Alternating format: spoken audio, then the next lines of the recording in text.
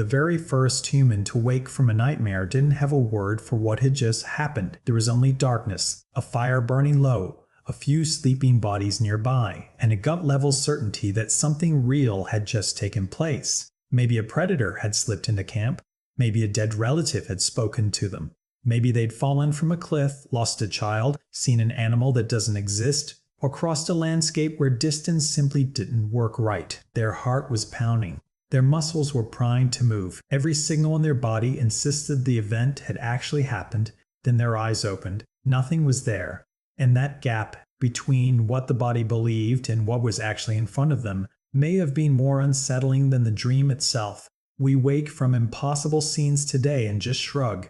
It was only a dream. Ancient humans had the exact same brain state, just none of the neuroscience to explain it away. They knew nothing of rapid eye movement, memory consolidation, or electrical activity firing through a sleeping brain. So a convincing dream could easily become a warning, a journey, a message, or a memory. It could be read as contact with the dead, or proof that part of the person had traveled somewhere the body couldn't follow. But before asking what ancient humans thought their dreams meant, there's a harder question to answer first. What did they actually dream about in the first place? Dreams don't fossilize. They leave no cup marks, no pollen, no DNA, no trace in the soil at all. We can't crack open a Neanderthal skull and pull out the last image that was moving through it. The earliest written dream records show up extraordinarily late compared to the actual history of dreaming. By then, humans had already been sleeping, waking, fearing, grieving, and imagining for hundreds of thousands of years. So the honest starting point has to be uncertainty. We can't recover a single prehistoric dream. What we can do is reconstruct the world that likely fed into them. Let's walk through it properly. Dreaming itself is older than civilization, almost certainly older than Homo sapiens as a species. Human sleep cycles through repeating stages across the night. Much of it is spent in non-REM sleep, including deep, slow-wave sleep. REM sleep, rapid eye movement, becomes more dominant later in the night. During REM, brain activity ramps up. The eyes flick beneath closed lids, and most of the body's skeletal muscles are essentially switched off, which stops the sleeper from acting out whatever the dream is planned. Vivid, emotional, story-driven dreams show up especially often when people are woken directly out of REM. But REM doesn't have a monopoly on dreaming. People also report dreamlike experiences when woken from non-REM sleep. These tend to be shorter, more thought-like, less visually intense on average, though some are every bit as vivid as REM dreams. Dreaming looks like it depends on specific patterns of brain activity, not one single stage acting as an on-off switch. That matters because ancient humans were likely dreaming multiple times a night, even if most of those experiences vanished before morning ever arrived. You do this too, by the way. Feeling like you didn't dream usually just means you didn't preserve the memory of it. Dream memory is fragile. Wake up at exactly the right moment, and a whole world is instantly available to you. Move, think about your day, talk to someone, or shut your eyes for one more minute, and that world starts deleting itself with real efficiency. Prehistoric dreams disappeared twice over, first from the dreamer's own memory, then permanently from history. Could earlier human species even dream? We can't ask them, and subjective experience can't be proven from a fossilized skeleton. But the sleep architecture that supports dreamlike experience runs on ancient mammalian systems. Plenty of mammals show REM sleep. Sleeping rats even replay brain activity tied to places they explored while awake. Birds replay learned song patterns and show their own complex sleep states. Dogs twitch, move their eyes, vocalize. They seem to rehearse behavior while asleep. None of this lets us actually translate an animal's dream though. A dog kicking its legs might be chasing something, or its motor system might just be firing off fragments with no full story behind them. Science can track sleep stages and neural replay. It can't take a verbal report from a wolf. Still, it would be genuinely strange if dreaming only appeared once modern humans developed language. The safer bet is that our lineage inherited ancient sleeping brains already capable of internal experience. Language and culture came later, shaping what those experiences contained and how they were remembered. A Homo erectus sleeping beside a fire probably wasn't dreaming in narrated sentences, but they could still see, hear, fear, chase, recognize, and startle awake. The dream world likely began as an extension of the waking world. Modern dream research keeps finding continuity between what worries us awake and what shows up asleep. Dreams rarely act like a clean recording of the day before, though. They blend people, places, emotions, memories, and recent events into scenes that feel familiar but follow rules written by an exhausted committee. A childhood location becomes today's camp. A dead person is alive, but somehow also known to be dead. An animal wears the face of one creature and moves like an entirely different one. The dreamer is fleeing without moving, shouting without sound, or stuck on a task that keeps sprouting new obstacles. Ancient humans almost certainly experienced the exact same distortions, because the machinery producing them is still fundamentally human. What changed were the ingredients, not the recipe. A Paleolithic dream never featured a missed exam, a car with no brakes, or a phone that won't unlock an emergency. But the underlying situations were already ancient: being hunted, losing the group, failing to protect someone, finding food, missing a chance, fighting with a relative, seeing someone dead, getting hurt, wandering into an unfamiliar place, or coming home to find home had somehow changed. The costume changes across eras. The emotional skeleton underneath it stays the same. Threats must have filled some of those ancient dreams because threats fill ours too. One influential idea, threat simulation theory, argues dreams sometimes stage virtual danger, a space where perception and defensive reactions can be rehearsed safely. The sleeper runs, hides, fights, warns others, searches for a way out, or fails to escape over and over. In an ancestral world, these were real high-stakes problems: a predator entering the dark, a snake hidden in the brush, a stranger approaching camp, a child gone missing, a fall from height, a rising river. The dream lets the nervous system build danger without ever exposing the actual body to it. It's a tidy idea.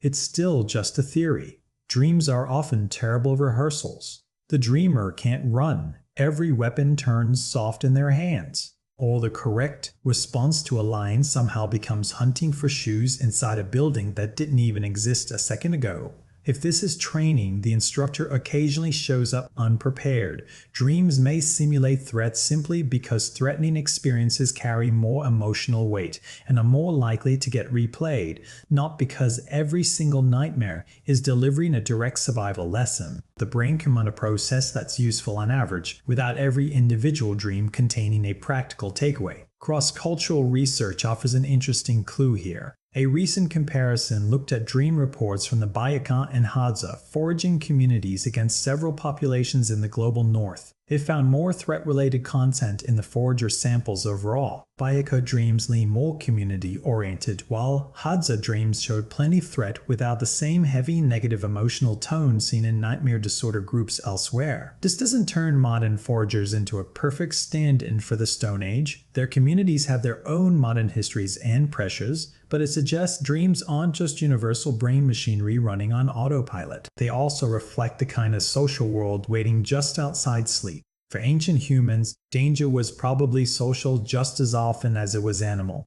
A big cat can kill one person. A broken alliance can put an entire family at risk.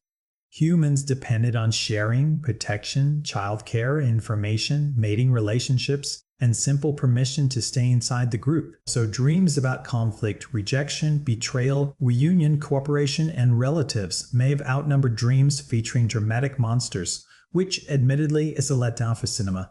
The prehistoric subconscious probably spent less time inventing giant wolves and more time replaying one uncomfortable conversation beside the fire. Social dreams dominate modern dream reports too, for what it's worth. Now, ancient humans grieved, that much we know for certain.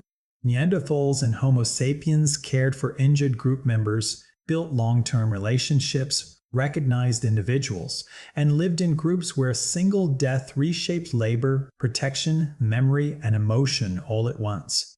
Even before any formal burial customs existed, the absence of a familiar person would linger inside the minds of survivors. Then that person shows up again during sleep. They speak. They walk through camp. They look perfectly healthy. The dreamer might touch them, argue with them, get advice from them, or briefly forget they died at all. On waking, the body is gone again. We can't know exactly how the earliest humans made sense of that, but dreams are an obvious wellspring for the belief that a person can exist separately from their visible body. If the dead keep acting inside dreams, maybe some part of them keeps existing somewhere else. If the dreamer seems to travel while the body stays asleep, maybe people contain something capable of leaving. None of this proves religion began with dreams. Religion has no single traceable origin point. Humans found many separate paths towards spirits, ancestors, ritual, and invisible agency. But dreams would still have been extremely persuasive evidence along the way. A hallucination during illness can be written off as sickness talking. A dream, on the other hand, arrives to perfectly healthy people. Again and again, often carrying familiar faces and information the waking mind never consciously chose. The mind generates the visitor. The dreamer just experiences the visit. That distinction took neuroscience a very long time to work out. And honestly, it doesn't always feel emotionally convincing, even now. What about hunting then? Ancient hunters were probably dreaming about animals constantly because animals dominated their waking attention. A track had to be memorized. A herd's movement had to be predicted. The angle of a wound, the direction of the wind, the location of water, the behavior of scavengers, all of it mattered. Dreams frequently pull in practice skills and recent learning, usually in fragmented form. A hunter might dream of tracking, throwing a spear and missing, closing in on a carcass, or being attacked by the very animal they were hunting, or finding animals in places none had actually appeared during the day. The dream didn't need to work like a magical hunting tutorial to still shape behavior. Say someone dreamed repeatedly of animals near a particular spot. The next morning, they might mention it. If the group happened to find prey there, the dream instantly gained authority. If nothing panned out, the miss might just get forgotten, explained away, or reframed as a warning instead of a promise. Humans are extremely good at remembering the prediction that worked and letting the failed ones quietly disappear. So dreams could shape real decisions even without containing any actual information about the future. They shifted confidence, timing, interpretation, the willingness to travel somewhere, or how an animal or location got treated afterward. Once a dream was shared out loud, it stopped being private and became public behavior, which is where storytelling enters the picture. A dream is essentially a self-generated narrative. Characters, places, goals, obstacles, emotional terms. Telling it out loud means choosing an order, deciding what matters, and translating something fluid into actual language. The original dream may have been total chaos. The retelling turns it into a story. Ancient people almost certainly discuss memorable dreams because people do this across essentially every culture we know of. A strange dream invites interpretation. It can entertain the group, expose fear, justify a decision, deepen a relationship, or create a special role for whoever's believed to understand hidden meanings. Dream sharing may also have built empathy. When someone describes being chased, losing a child, meeting a dead parent, or waking up afraid, listeners suddenly get access to feelings that might be hard to say out loud directly. "I'm worried our group isn't safe" can become "I dreamed the fire went out and nobody could relight it." The dream lets the fear speak sideways, which may be easier. The dreamer didn't consciously choose to have it. This alone could have turned dreams into social tools long before anyone invented a dream dictionary. Not every dream carried deep meaning, of course. Some ancient person definitely woke up, described an absurd scene involving an animal, a relative, and an impossible body part, and got back the prehistoric equivalent of weird, before everyone moved on to breakfast. Humanity has probably been politely enduring other people's dream stories for as long as language has existed to make it possible. Sleep conditions themselves would have shaped which dreams even got remembered. Studies of present-day hunter-gatherer groups show people don't just drop off at sunset and rise with a set. Sleep timing responds to temperature, light, season, work, conversation, kids, animals, smoke, social activity. In several non-industrial groups, sleep tends to start hours after sunset and end near the coldest stretch of night, close to dawn. Ancient sleep was likely a communal affair. People resting near others, around a fire, or inside a shared shelter, not alone behind closed doors. Infants woke up, adults shifted position, someone coughed, wood cracked in the fire, animals moved nearby, the fire itself needed tending. Different people are naturally wired to sleep and wake at different times, meaning someone was often awake during any given stretch of night. A study of Hadza camps found that everyone being asleep at the same time was actually rare. Across most nights, at least one person was awake, creating a sentinel-like pattern without anyone formally assigned to guard duty. This matters for dreaming because waking up mid-dream is what preserves it. Someone who wakes directly out of a dream has a shot at remembering it. Someone who sleeps straight through several more cycles usually loses it. Fire tending, childcare, noise, cold, and general vigilance likely interrupted ancient sleep often enough to push more dream fragments into waking memory. That doesn't mean prehistoric sleep was bad. By modern standards, night waking isn't automatically a disorder, and human sleep is genuinely flexible. It just means dream experience unfolded inside an environment where sleeping and waking weren't privately separated the way they are now. A dreamer could open their eyes and immediately talk to someone already awake beside them. The gap between a private vision and a shared story might have been just one sentence wide. Children would have added a whole other category of dream. Nightmares typically start in childhood. Young kids struggle to separate internal imagination from external reality, and they lean heavily on adults for safety. An ancient child might wake from a dream about animals, separation, darkness, or a dead relative, and receive an explanation shaped entirely by whatever the group believed. Maybe it was just a dream, maybe an ancestor visited, maybe the child saw a genuine warning, maybe a protective ritual was needed. That explanation was teaching far more than dream meaning alone. It taught what kinds of beings existed, which dangers actually mattered, and who the child should trust. Dream interpretation doubled as education.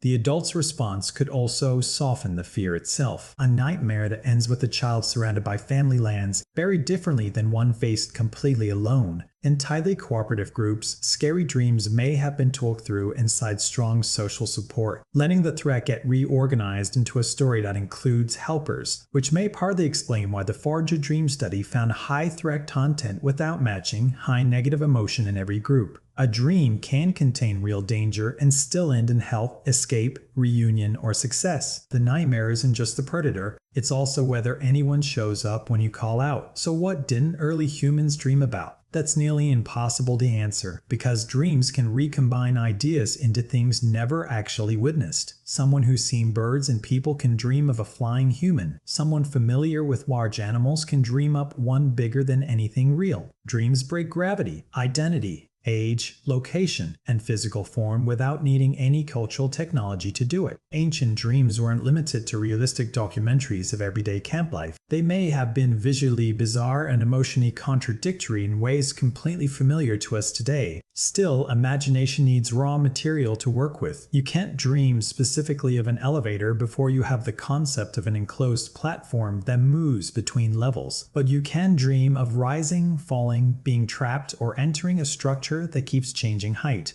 The emotional structure can exist long before the machine that later gives it a shape does. Likewise, an ancient person almost certainly never dreamed of missing a train, but they could easily dream of watching their group walk off without them. Modern anxiety just updates the object involved. The old fear underneath stays exactly the same: separation. Dreams about teeth falling out, being naked in public, falling, being chased, failing a task, arriving too late, losing control, or meeting the dead show up across a huge number of modern populations. We should still be cautious about calling every single one a fixed, universal, prehistoric symbol. Similar dream themes can emerge from shared bodies and shared social problems without carrying one single locked-in meaning.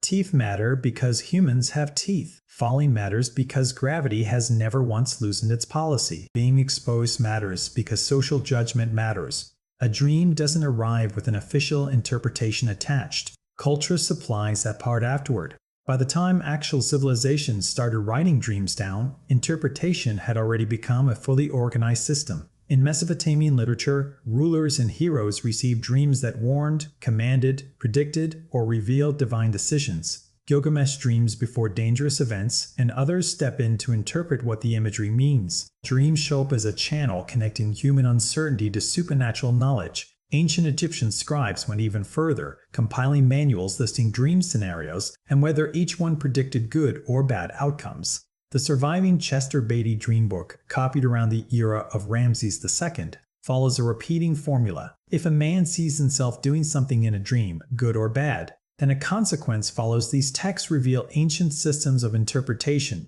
They don't reveal the very first interpretation ever made. By the time a dream makes it onto papyrus or clay, it's already passed through language, memory, class, religion, and professional expertise.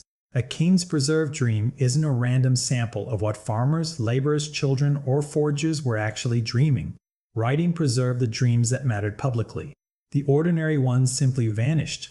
There's also a real difference between dreaming at night and dreaming, in the modern sense of having ambitions. Did ancient humans dream of a better life? Almost certainly, though we shouldn't assume they framed hope around careers or wealth the way many modern societies do. They could imagine food after hunger, rain after drought, recovery after illness, a safe birth, a mended relationship, a successful hunt, a child who survives, a return to familiar land, peace with another group, revenge, prestige, a beautiful object, a partner, a place predators never entered at night. Humans have always planned beyond the present moment. We build tools, store food, teach children, construct shelter, travel toward resources, actions whose payoff arrives later.